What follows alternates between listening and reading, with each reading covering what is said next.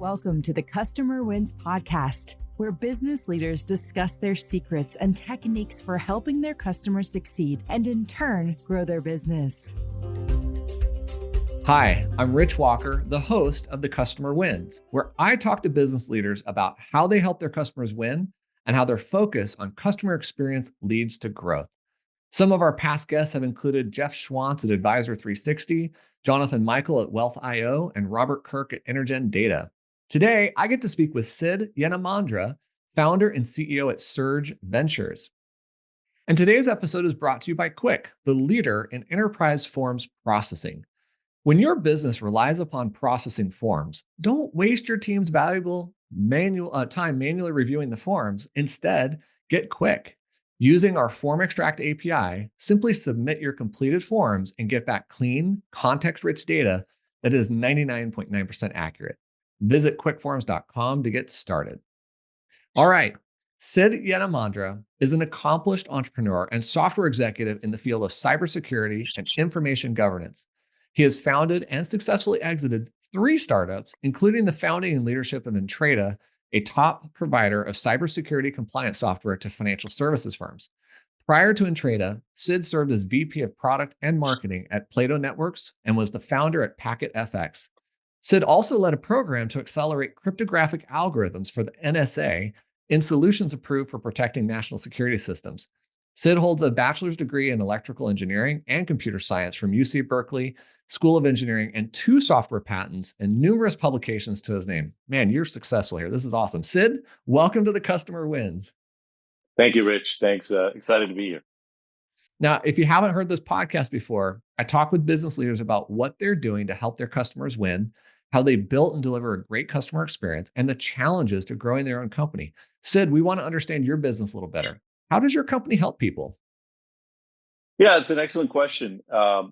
So Surge Ventures was founded about 1.5 years ago. And what we fundamentally focus on is investing in companies, entrepreneurs, products that help organizations, particularly in the wealth management space, RIAs and BDs, deal with emerging risk, whether it's cybersecurity, whether it's AI risk, whether it's compliance risk.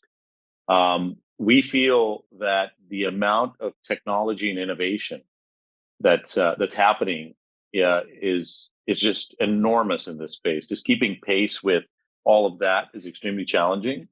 And I think a lot of financial services firms don't know where to go, and they don't understand what to choose when it comes to solving compliance risk for them at scale. Mm-hmm. And so it presents a very interesting opportunity for emerging players like us to be able to use some of the things that technology allows us to do today that you couldn't do 5 years ago to solve problems in a very interesting way. AI is a good example of that. You could do things today with AI that you couldn't do 5 years ago.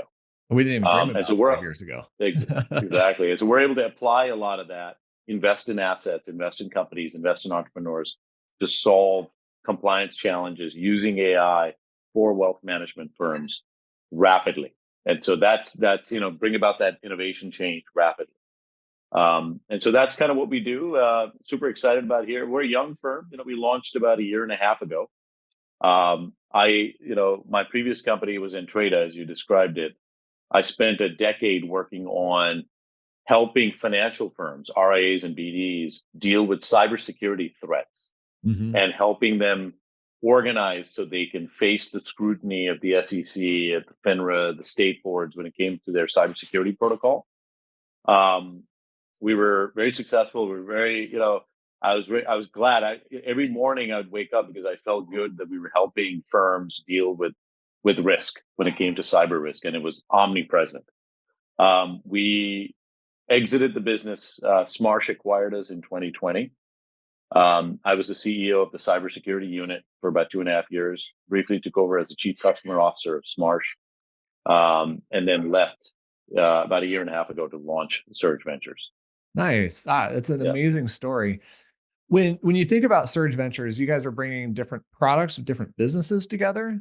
Is it different companies or is it just products? Yeah, excellent question. So, typically when people think of Surge Ventures, they think about it as a venture capital firm, a firm that typically invests in companies, and you take a board seat and you invest in 500 companies or 100 companies or 50 companies, and you spread your risk by diversifying your investments. We kind of think about things a little differently. So what we're doing is we're saying, if I look at a space, a market, let's just say compliance, for financial services, specifically wealth management, what is the amount of investment that's gone into that space? How many companies are serving wealth management firms with innovative products to help them deal with compliance risk?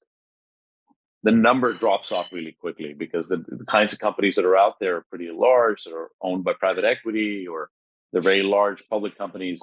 So the pace of innovation is different, and they don't quite operate in the same way as a young, nimble startup that's using technology to solve problems in a unique sense.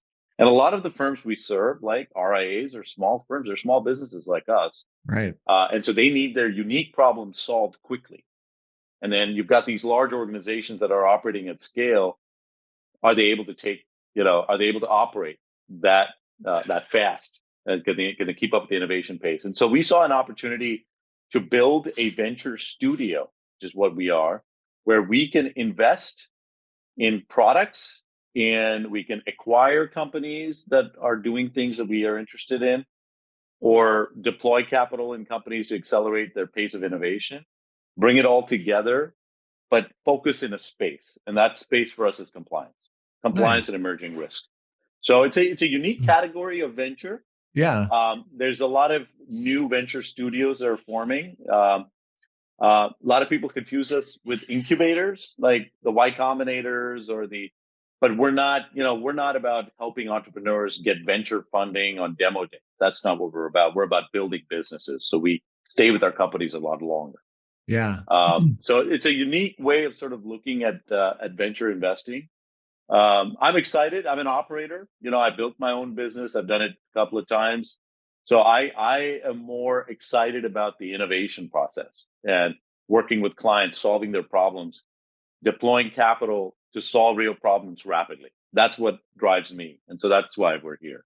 So it sounds like it's somewhat of a hybrid between what a venture capital firm might do and what an entrepreneur does, because you get to still be an entrepreneur, but you don't have That's to right. necessarily start it from scratch unless you have this brilliant idea that you want to start from scratch. You That's get right. to work with people who are passionate, driven, they've got a vision, et cetera. Where does the money come from? Is it all private with your partners, or are you out raising capital like VC funds do? Yeah. So we've partnered with a firm called Virgo Capital. They're based out of Austin. They're large. I would call them an opportunistic fund. Some would call them a private equity fund, but they're not a typical private equity fund. They're much more of an opportunistic fund. I was fortunate to meet these guys a couple of years ago, and we sat down together at a coffee shop, and we were sort of thinking about how do we build businesses in parallel rather than building them serially. If I'm an entrepreneur, how do we deploy capital across multiple startups in one market? So a lot of the sales and marketing and the demand generation activity scales across all companies. So you invest once, but you benefit many, right? Yeah. How do you build a central nervous system of services? When I started in Trada, I had to find an attorney. I had to go find a finance team. I had to go find a PR firm. I had to decide, do I hire a salesperson first? Do I hire a marketing person first? Do I invest in product? Do I go create the demand first? There's all these issues. Right. Sort of like, you're climbing Mount Everest and doing brain surgery at the same time. An entrepreneurial venture is not easy. It's not for the faint of heart. Failure rate's super high. So how do you de-risk the investment? Because an entrepreneur is there to build a product, solve a problem for a client. That's what they need to be focused on. You take away a lot of the mundane activity and you centralize it. And so that was the structure of what we designed with Surge, was really a set of shared services that all firms can partake in. And we co-found startups with creative entrepreneurs that are solving a very specific problem in an area of interest. In our case, it's compliance, AI, and risk. And you basically let them go, and you partner with them. You support them where it's needed. We operationalize these businesses. We're involved in their design reviews. We're involved in their sprints. We're helping them decide how their MVP is going to look, their minimum viable product.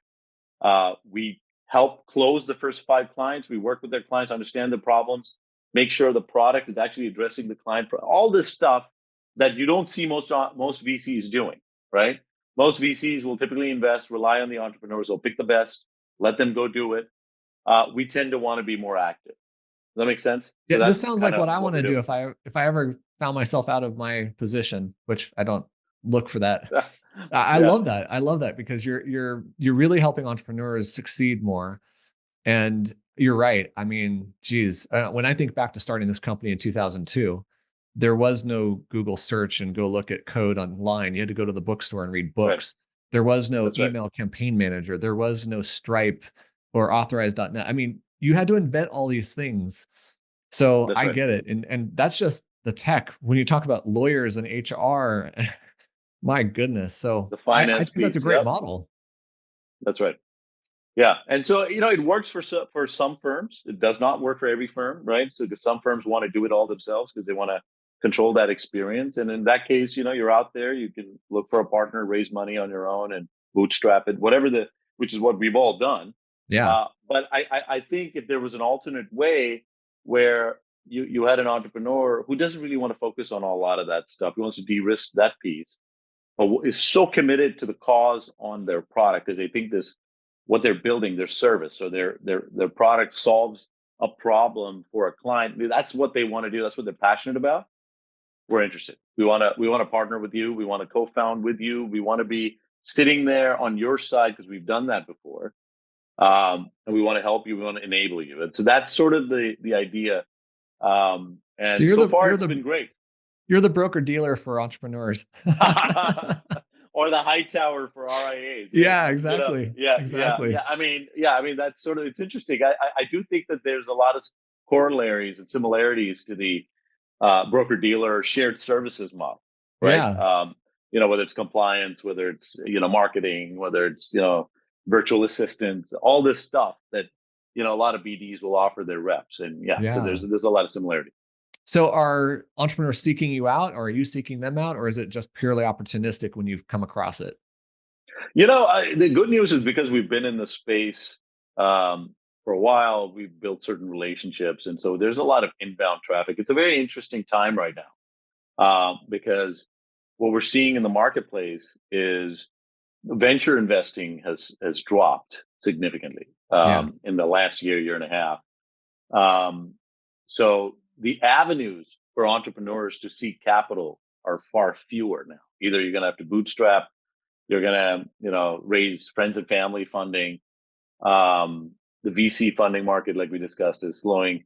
Private equity won't touch you until you're, at scale at some scale, Right. right? And so this is a very opportune time because we're seeing a lot of folks coming to us going, "Hey, I'm building this service for RIAs. I'm building pre-vetted marketing videos because those have to go through compliance, and so they've already been vetted. We're selling the service. This was a company that came to us recently. Intriguing idea because why do you want to have your marketing videos go through a ton of ad review and marketing review if it's already pre-built content, pre-checked, pre-verified, things like that. And so we have the opportunity of looking at them and saying, okay, how does that work into the risk stack of an Mhm. organization? And we're able to kind of put together a line card, if you will, of services that we can offer clients through investments we're making. So a lot of the deals, we have 3 portfolio companies right now, and about another one that we're very close to completing in a year and a half. So we've Nice. made quite a bit of progress. In Yeah. fact, when we met, Rich, I was representing one of those portfolio companies at T3. So Right. Right. RegBurst, yeah. So we that was a company that we built in house. So there's a lot of exciting things going on right now in the So let's fund. go back to risk. When do people come to you for the solution of risk? What is the key thing in their mind that they're saying, I need a solution for it? What's the pivot point for them? Fair, yeah, that's a great question. So the market we primarily service are RIAs and broker dealers and broker dealer reps. Yeah. So when it comes to risk, and if you look at the risk landscape for an RIA, let's start there. There's a tremendous, that the surface area is wide. there's financial risk, there's compliance risk, there's cyber risk, There's vendor risk. I mean, portfolio risk. I mean, there's so many components of that. What we've tried to do is focus in areas of risk that are underinvested, or where the pain threshold is, or the pain is super high for the RIA. So one of the areas, for example, that we're looking at is, if I look at how an RIA manages compliance today, just basically basic compliance, they register with the SEC because they've got enough assets under management. They're registered with the state. How do they, very basic things. Form ADVs, how are those filed? I'm going to do my 13F. I'm going to do my annual policies and procedures review. How do I put that together? A firm decides they want to go independent. They want to be independent. Who's their compliance partner? Who's going to help them kind of put all that together? Are they going to take that on? Because they're in the business of doing what they do best, which is managing money, managing their client relationships, earning their trust. Did they really start their business to work on compliance issues? So part of what you're saying is, when people are looking to streamline things that they don't really want to be the experts in, that's a component of how you manage the risk, right? That's right. Okay, that makes more sense. So they're thinking about, how do I become more effective in what I do and spend less time doing the mundane, Exactly. call it the stupid work, if you will. And you guys are there to help them handle that. What about AI risk? I mean, there's so much risk around AI. Yeah, so it's interesting. AI presents an opportunity, but also presents a risk, right? So what you just described is an interesting pivot point, right? So we focus on what we call undifferentiated heavy lifting tasks that an organization has to go through, and compliance falls into that. Okay. It's just grunt work that you got to do in order to keep, stay in business, stay out of the crosshairs of the regulators. Just do the things that you need to do. But AI actually comes in handy to help you automate some of that. There are things you can do today with AI that you couldn't do many years ago. You could, AI can look at what you've been doing for the last 5 years and recommend the following 5 changes based on new policies, based on new proposals that are out. So it can give you templates. It can help summarize your annual policies and procedures review, for example, right? Again, you always need a human to make sure that the content makes sense and it passes muster. But AI can do a lot of that. But AI on its own is a question, because you've got the regulators asking organizations, if you're using AI, you got to vet your AI. You got to make sure the AI itself is not going rogue on you or making recommendations that could put you at risk, right? Yeah. And so it's sort of picks and shovels. But in my mind, AI presents an opportunity but a risk, but it's not entirely different than what cloud did to infrastructure vendors. Back in the day, when everybody bought a server, they put it in their garage or they put it in their wiring closet. And then you had AWS show up and say, well, why don't you just move your workload from your server into the cloud and let us manage it for you, so you don't have to worry about making sure your power is up and making sure that your hardware doesn't crap out on you and you got to replace it. We'll take all that and we will charge you in a utility computing model where you pay as you use it. There was a lot of questions around trust. Do I trust having my data sitting in your environment? Who are you? Can you see my stuff? I don't trust. So, and now, if you look at where we are, I mean, there's parts of the industry that still don't adopt cloud, but they're typically the ones that are more the laggards. Most of the innovators, most of the organizations are using cloud actively or in some hybrid fashion. Yeah. I think we're in the early days of AI. And so there's a trust issue with AI, because people don't know if the AI is giving you the right outputs. Is it being biased? Is it hallucinating? Yeah. There's all these terms around AI, but there's a lot of companies that we're seeing that are working on that problem, which is to help address the picks and shovels in the AI race, right? So I think it's interesting when you go back in time. We talked about the cloud. Yeah. Quick was in the cloud before we started calling it the cloud. We were generating web-based forms early on. And I remember, I won't mention them by name, but our competitor was telling the world, you can't trust your data up in the web, up in the cloud. That's right. And so they pushed against that while we pushed forward. And it was interesting. The adoption was slow. It was a tough sale for a long time. Like, let us generate things right out of the web, and you don't have to host it. You don't have to manage it. You don't have to receive it and then put it in your servers, et cetera.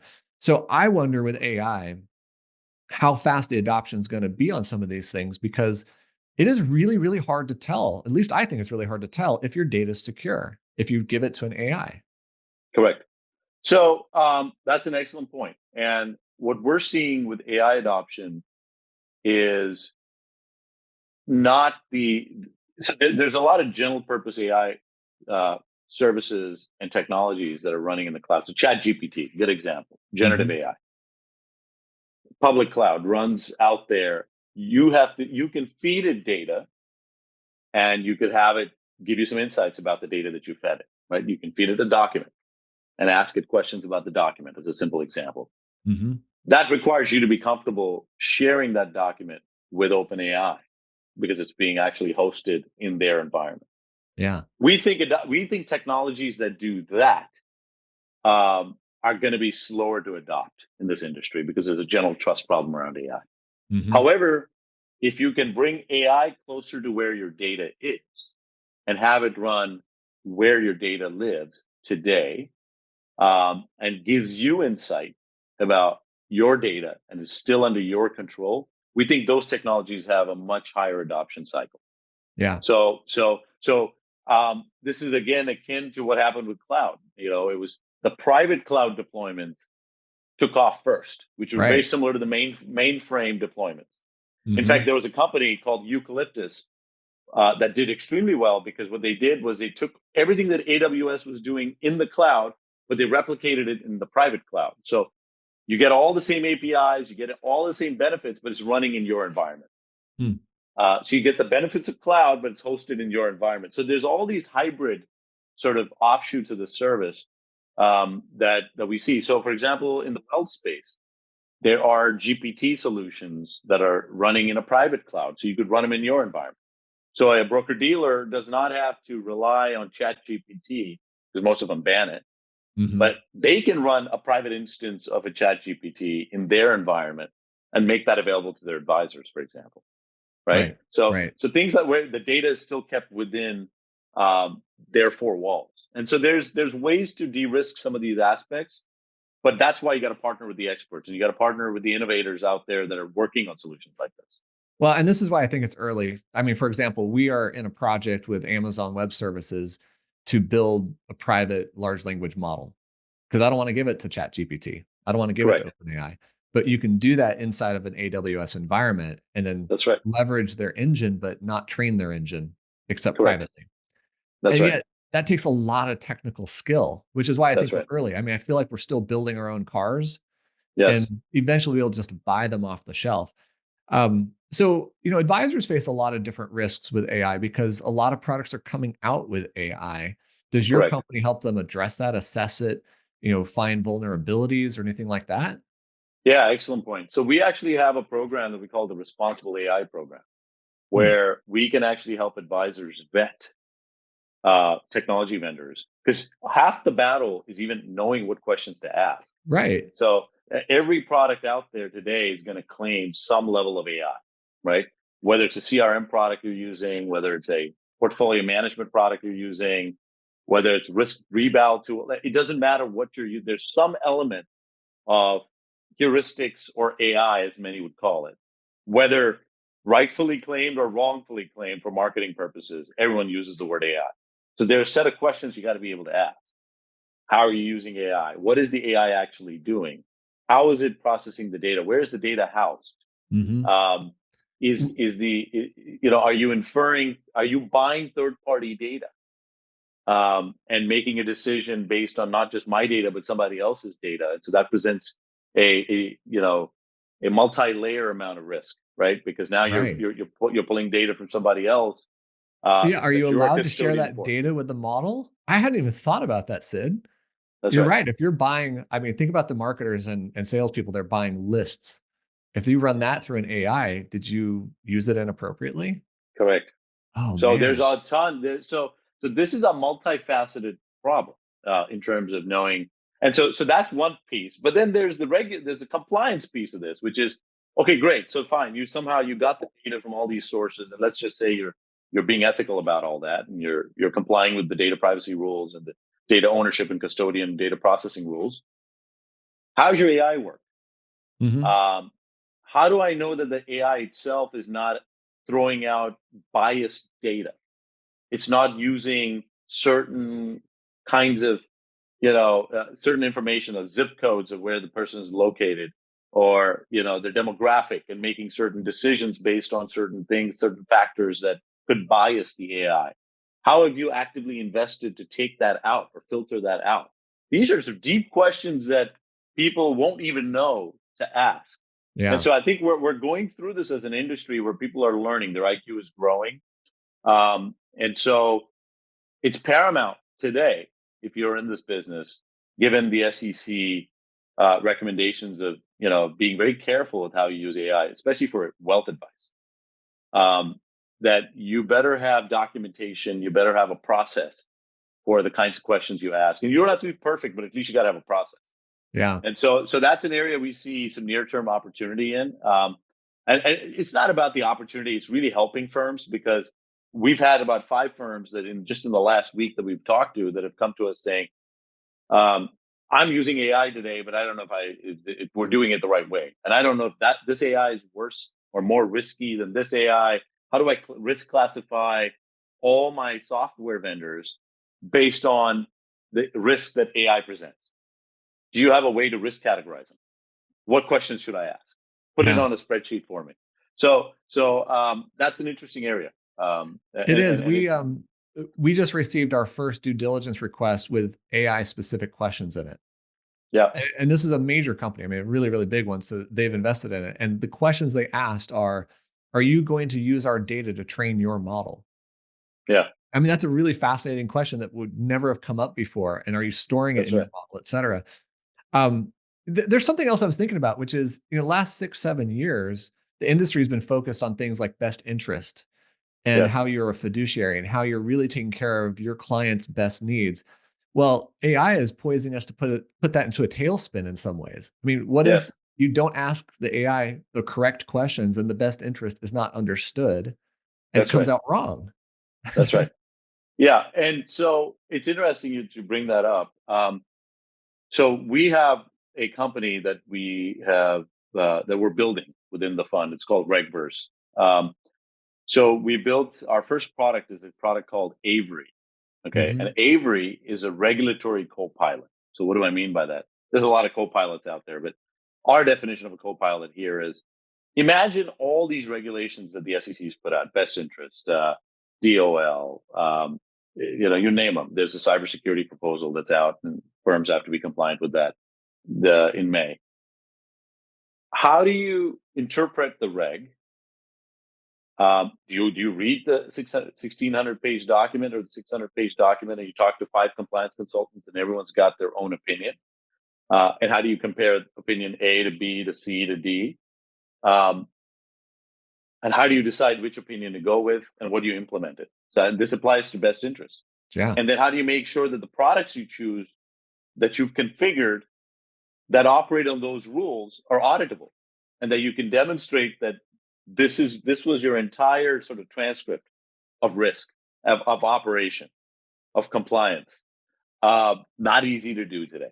It's Right. very difficult, right from interpreting the reg all the way to implementing it using the firm. And so I think this is again a risk and an opportunity, where there's a tremendous amount of work being done today that can help, process regulations. And that's what we do with Avery. Read every reg, come up with the cliff notes of every reg, and our golden template of what a firm should do to meet that reg, based on a set of trained experts that have reviewed the results that have come out of this program. And then we offer that to firms and say, don't use this as gospel, but this is a data point. Hmm. And it can all be cited. Everything, we said you should do the following 7 things based on this paragraph in this document. So everything is cited, everything is documentable, versus somebody saying, well, this is how we've always done it for the last 10 years. Right. Right. There's that danger And of so, misinterpretation and bias in your own opinion and view of something. Yeah. Well, that's cool. so Sid, I hate to slow us down because I'm really enjoying this, but we'll have to wrap this up soon. And I have another really big question for you, but before we go there, what's the best way for people to connect with you and find you? Yeah, no, I think the easiest way is two ways. You can email me directly at sid@surgeventures.com. So SURGE ventures.com, one word. The other way is find me on LinkedIn, and just connect with me there. I'm pretty active on LinkedIn, as much as I can be. Um, Yeah, those are the you're best easy to ways. find. Your name's unique enough to Very find. unique. You're not going to find a lot of Yenamandras out there, especially in this industry. Yeah, but yes, for sure. Yeah. Man, this is awesome. Okay, so here's my last question. I mean, given all your experience, all the things you've done, who has had the biggest impact on your leadership style and how you approach your role today? One of my, that's a great question because I've met so many people in my journey, that have all taught me very different things, and it's sort of like an amalgamation of skill sets where you pick up two things here, two things here. But one of my early mentors was a gentleman by the name of Rubik Gregorian. He invented the 14.4 modem. Okay. Okay. Um, uh, I've used it. yes, we've all had. He was the early inventor of the 14.4 modem. He actually commercialized it. He built a chipset to basically that was deployed in virtually every modem that you would buy in the marketplace. PhD from UCLA, brilliant man. And I always remember his Rubik's Cube, right? I always had this thing that maybe he invented the Rubik's Cube too, because he invented the modem. So his name is Rubik. He must have invented the Rubik's Cube, but not true. Um, and Rubik was an interesting person. He was very strong academically, very strong technically, but very ethical person, an amazing leader, in that the way he treated people. He was a very classy individual. And in the formidable years, as you're building your own leadership style and you try to emulate, I'd say he was probably my earliest mentor because I'd watch him in meetings, and you know, um, we tend to be super. When you're in an entrepreneurial venture, you're super passionate about things, and sometimes overly passionate about things, and you get aggressive, and there's some yelling, there's some screaming, and you're like, I'm pounding on the table because you want something done. It has to be done in a certain way. But Rubik had this really calm demeanor about how he would work through problems. Um, he had this saying, which is, let's define the problem for everything. Like, there's a lot of chaos, and let's define the problem. Let's get up on the whiteboard and let's just list what are we trying to solve. And it's amazing what a calming effect that would have on anything that you're doing, because people tend to be super reactive. You look at a situation and you go, you're off the rails because you're trying to get it done fast, quick. But when you sit back and you think and you look and you say, okay, let's sort of define what we're trying to solve. Let's list it and then prioritize it. Okay, these are the first three things what is important to us. Does this meet our framework, if you will? Are Mhm. we serving the clients right? Are we doing what we should be doing? Are we taking a stand? Is this what we stand for? The prioritization exercise is a very tough one. And then you list the three problems and then you dissect it. So the thinking in threes, the ability to define the problem, the calm demeanor, has a tremendous effect, because I find myself frequently, particularly as we're context switching between multiple different problems in the early entrepreneurial ventures, right? It's very easy to get carried away. And so taking a step back, looking at the problem, understand risk prioritization. What are we solving? Does it meet? Are we helping our clients? Are we, does this, we take a stand. Our stand is we want to help organizations solve compliance problems using technology, and we want to do it fast. We want to do it ethically. We want to charge a fair price. We want to support them through the process. If these are your needs and your requirements, all decisions have to take that into account. Those are Mhm. your constraints. And so it's very easy to forget certain things and get capitalistic, start focusing on the wrong thing because it's hubris, or, oh, my competitor just announced a press release and they've got these 7 things. And so we got to go do these 7. It's very easy to get lost in that. And so I think for me, that has profoundly shaped me. as a person because I find myself in that situation daily. And so I think back and I'm like, I'm so glad I used to see Rubik day, and we used to have this stand-up meeting every 2 days, and I'd see Rubik in action, right? And the sky was always falling. There was always some problem. And you just watch and you process. And after a while, it became a habit. We'd all be doing it. And I got home, my girlfriend at the time, who's now my wife, she'd be like, we got all these problems. I'd be like, okay, what is the problem? She hates me. She hates me for it now, but it is a fact. So there's certain things that sort of stay with you. Oh, I love this. I really, really love this because that technique that you're talking about, I think number one, it diffuses the ego. Yes. When you're trying to collaborate with people and they have their perspective, their point they want to get across, their objective they're trying to nail down, their ego there is driving it, and you diffuse all that. You're like, wait, what are we all driving for? What's That's the right. point of all this first? I love that because then you get people thinking versus reacting. That's and then right. the collaboration grows and you focus on things. We really try to do this in our company in a different way. I hadn't never heard of it the way that you presented it, which is check your ego at the door and what's best for our customer first and foremost. Like That's it. That's it. I love that my team can sit back and say, yeah, it's not about my idea. It's like what is best for the customer. If I have to Exactly. redo the work, so what? Let's get it right. That's right. So I love that framework. Man, I'm so glad I asked these questions. Yeah, no, great ones. I mean, I think we often go about our business. We do things. It's muscle memory. We do things in a certain way. But when you step back and you're like, where did I really learn that, or what was the inspiration that drove that behavior? It's interesting. Well, you're also, I think you're really fortunate to have been around somebody who is already calm and collected and mature emotionally, because that is such a good guidepost to run your life with. Because it's so easy to get emotional, but to see That's it right. actually can be done with calmness and respect and trust. That's awesome. You're That's it. lucky, Yeah. man. Well, look, I mean, there's always lessons that you're learning constantly. This is just one of those that mindfulness is something that, you have to practice daily. Otherwise, things can get, I mean, in the world we live in today, things can get out of hand really fast. Yeah, So, yeah, yeah. for sure.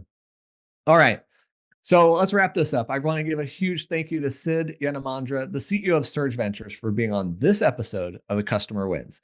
Go check out Sid's website at surgeventures.com, where I think you'll find all of the things they're doing. And don't forget to check out Quick at quickforms.com, where we make processing forms easier. I hope you enjoyed this discussion. We'll click the like button, share this with someone, and subscribe to our channels for future episodes of The Customer Wins. Sid, thank you so much for joining me today. I appreciate it. This was great. Thank you for inviting me to your session. This was really enjoyable. Thanks for listening to the Customer Wins podcast. We'll see you again next time, and be sure to click subscribe to get future episodes.